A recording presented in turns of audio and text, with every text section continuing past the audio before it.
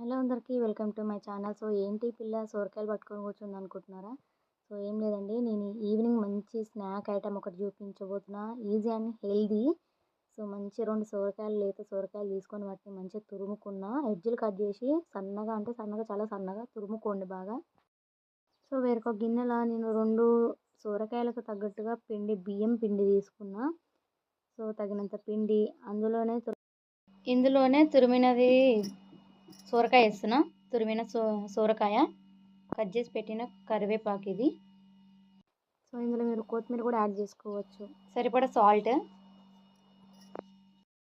కొద్దిగా అల్లం వెల్లుల్లి పేస్ట్,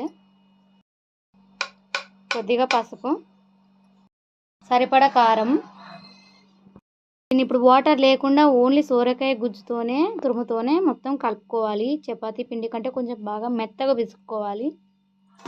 సో మీరు మురుకులు చేస్తారు కదా, జంతికలు, మురుకులు అంటారు కదా. సో వాటికి బియ్యం పిండి అయితే ఎంత మెత్తగా కలుపుకుంటామో, సేమ్ దీన్ని కూడా ఇక వీడియోలో చూపించినట్టు ఇంత మెత్తగా కలుపుకోవాలి.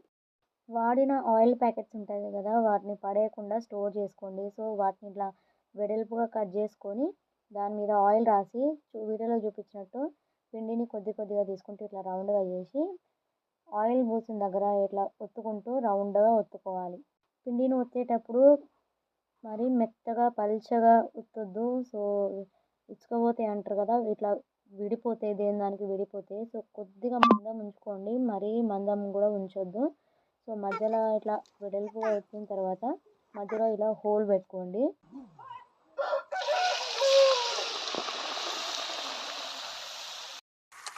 వేడెక్కిన ఆయిల్లో గారె వేసిన తర్వాత కొంచెం జాగ్రత్తగా వేయండి. వేసేటప్పుడు చిల్లి మీద పడే ఛాన్సులు ఎక్కువ ఉంటాయి, గారెలు కదా. సో వేసిన వెంటనే గారెని కదపొద్దు, ఒక 30 సెకండ్స్ అలా వదిలేయండి. అది కొంచెం గట్టిగా అవుతుంది, తర్వాత తిప్పేయండి. సో బ్రౌన్ కలర్ వచ్చేంత వరకు మంచిగా వేయించుకోండి 2 సైడ్లు. బాగా మాడనియొద్దు, ఎందుకంటే పిల్లలు తినరు. ముఖ్యంగా ఇది పిల్లల కోసమే, ఇష్టంగా తింటారు.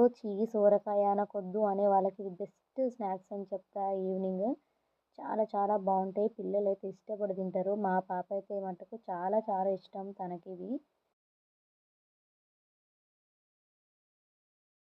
మన గారెలు, సొరకాయ గారెలు అయితే అయిపోయినాయండి. చూసారా ఎంత బాగా వచ్చినాయో.